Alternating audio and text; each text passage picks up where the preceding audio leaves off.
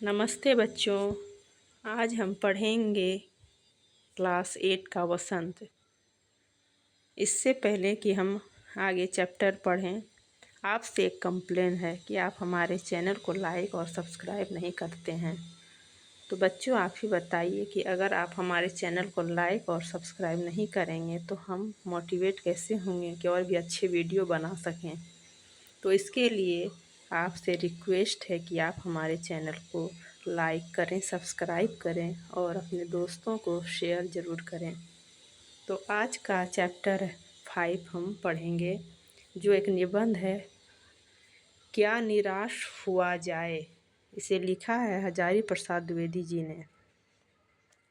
मेरा मन कभी कभी बैठ जाता है समाचार पत्रों में ठगी, डकैती, चोरी, तस्करी और भ्रष्टाचार के समाचार भरे रहते हैं।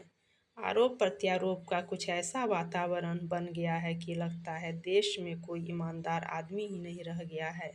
हर व्यक्ति संदेह की दृष्टि से देखा जा रहा है। जो जितने ही ऊंचे पद पर है उनमें उतने ही अधिक दोष दिखाए जाते हैं।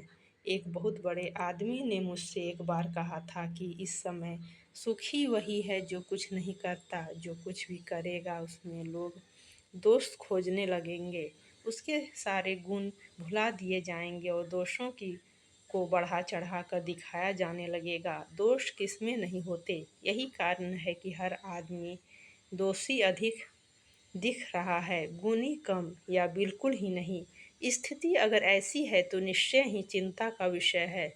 क्या यही भारतवर्ष है जिसका सपना तिलक और गांधी ने देखा था? रविंद्रनाथ ठाकुर और मदन मोहन मालवीय का महान संस्कृति सभ्य भारतवर्ष किस अतीत के गहर में डूब गया। आर्य और द्रविड़, हिंदू और मुसलमान, यूरोपीय और भारतीय आदर्शों की मिलन भूमि, मानव महासमुद्र क्या सूख ही गया। मेरा मन कहता है ऐसा हो नहीं सकता। हमारे महान मनुष्यों के सपनों का भारत है और रहेगा।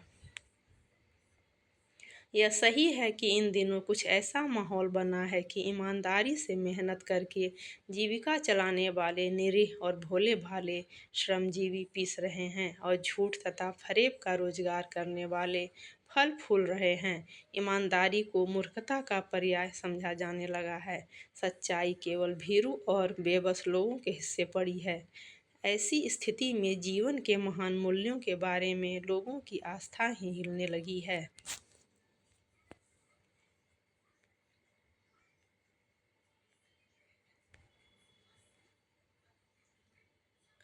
भारतवर्ष ने कभी भी भौतिक वस्तुओं के संग्रह को बहुत अधिक महत्व नहीं दिया है। उसकी दृष्टि से मनुष्य के भीतर जो महान आंतरिक गुण स्थिर भाव से बैठा हुआ है वही चरम और परम है। लोभ, मोह, काम, क्रोध आदि विचार मनुष्य में स्वाभाविक रूप से विद्यमान रहते हैं, पर उन्हें प्रधान शक्ति मान लेना और अपने मन तथा बुद्धि को उन्हीं के इशारे पर छोड़ देना बहुत बुरा आचरण है। भारतवर्ष ने कभी भी उन्हें उचित नहीं माना। उन्हें सदा संयम के बंधन से बांधकर रखने का प्रयत्न किया है, परंतु भूख की उपेक्षा नहीं की जा सकती, बीमार के लिए दवा की उपेक्षा नहीं की जा सकती, गुमराह को ठीक कर रास्ते पर ले जाने के उपायों की उपेक्षा नहीं की जा सकती।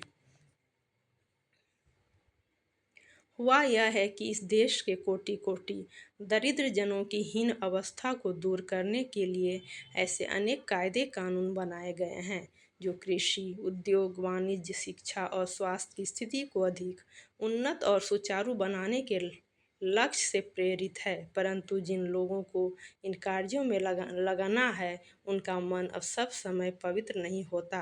पराये वे ही लक्ष्य को भूल जाते हैं और अपनी ही सुख सुविधा की ओर ज़्यादा ध्यान देने लगते हैं।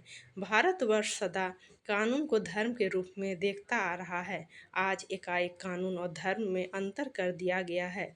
धर्म को धोखा नहीं दिया जा सकता, कानून को दिया जा सकता है। यही कारण है कि जो लोग धर्मवीर भीरू हैं वे कानून की त्रुटियों से लाभ उठाने में संकोच नहीं करते।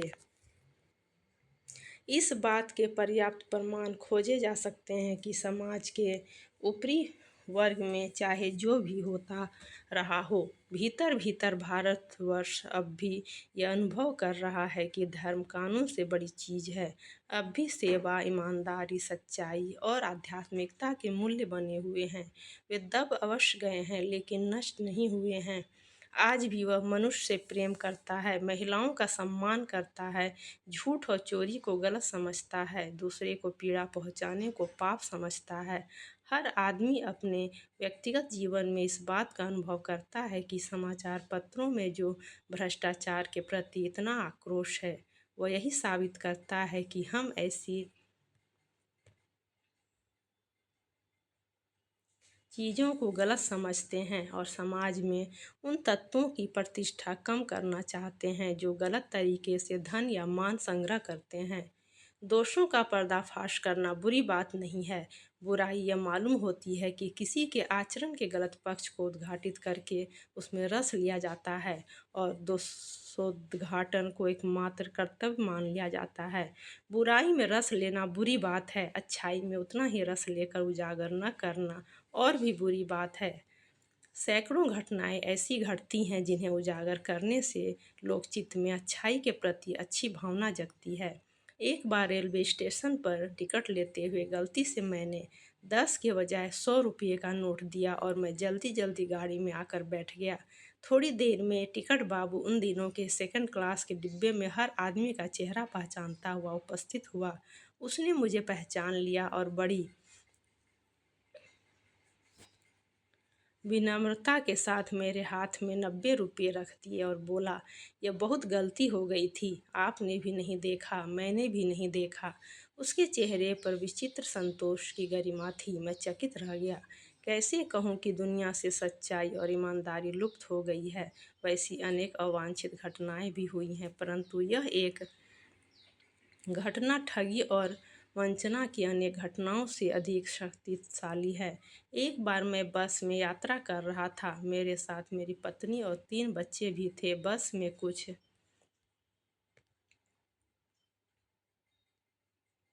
खराबी थी, रुक रुक कर चलती थी। गंतव्य से कोई 8 किलोमीटर पहले ही एक निर्जन सुनसान स्थान में बस ने जवाब दे दिया। रात के कोई 10 बजे होंगे। बस में यात्री घबरा गए। कंडक्टर उतर गया और एक साइकिल लेकर चलता बना। लोगों को संदेह हो गया कि हमें धोखा दिया जा रहा है। बस में बैठे लोगों ने तरह तरह की बातें शुरू कर दी। किसी ने कहा, यहाँ डकैती होती है। 2 दिन पहले इसी तरह एक बस को लूटा गया था। परिवार सहित अकेला मैं ही था। बच्चे पानी पानी चिल्ला रहे थे। पानी का कहीं ठिकाना न था। ऊपर से आदमियों का डर समा गया था। कुछ नौजवानों ने ड्राइवर को पकड़कर मारने पीटने का हिसाब बनाया।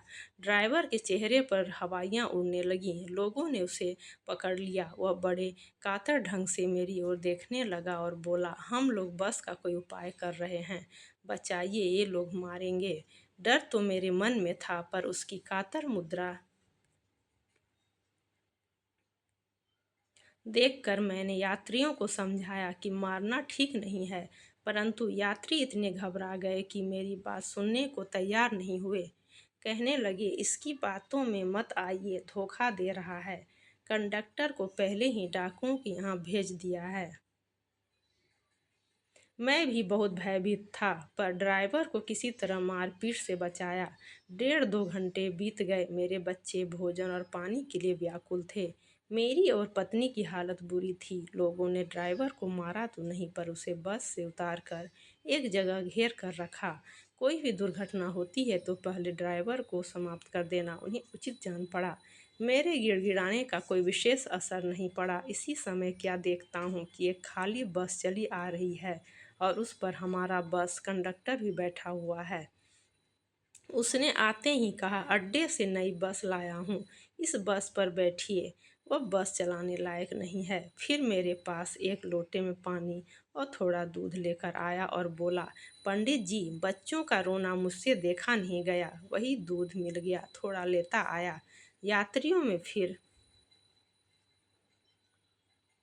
जान आई, सबने उसे धन्यवाद दिया। ड्राइवर से माफ़ी मांगी और 12 बजे से पहले ही सब लोग बस अड्डे पहुंच गए। कैसे कहूँ कि मनुष्यता एकदम समाप्त हो गई। कैसे कहूँ कि लोगों में दया भाव माया रह ही नहीं गई। जीवन में जाने कितनी ऐसी घटनाएं हुई हैं जिन्हें मैं भूल नहीं सकता। ठगा भी गया हूँ, धोखा भी खाया है, परंतु बहुत कम स्थलों पर विश्वासघात नाम की चीज़ मिलती है। केवल उन्हीं बातों का हिसाब रखो जिनमें धोखा खाया है, तो जीवन कष्टकर हो जाएगा। परंतु ऐसी घटनाएं भी बहुत कम नहीं हैं जब लोगों ने अकारण सहायता की है, निराश मन को ढाढ़स दिया है और हिम्मत बधाई है। कविवर रविंद्रनाथ ठाकुर ने अपने प्रार्थना गीत में भगवान से प्रार्थना की थी कि संसार में केवल नुकसान ही उठाना पड़े, धोखा ही खाना पड़े, तो ऐसे अवसरों पर भी हे प्रभु मुझे ऐसी शक्ति दो कि मैं तुम्हारे ऊपर संदेह न करूं। मनुष्य की बनाई विधियां गलत नतीजे तक पहुंच रही हैं तो इन्हें बदलना होगा। वस्तुतः आए दिन इन्हें बदला ही जा रहा है, लेकिन अब भी आशा की ज्योति बुझी नहीं है। महान भारतवर्ष को पाने की संभावना बनी हुई है, बनी रहेगी। मेरे मन निराश होने की ज़रूरत नहीं है।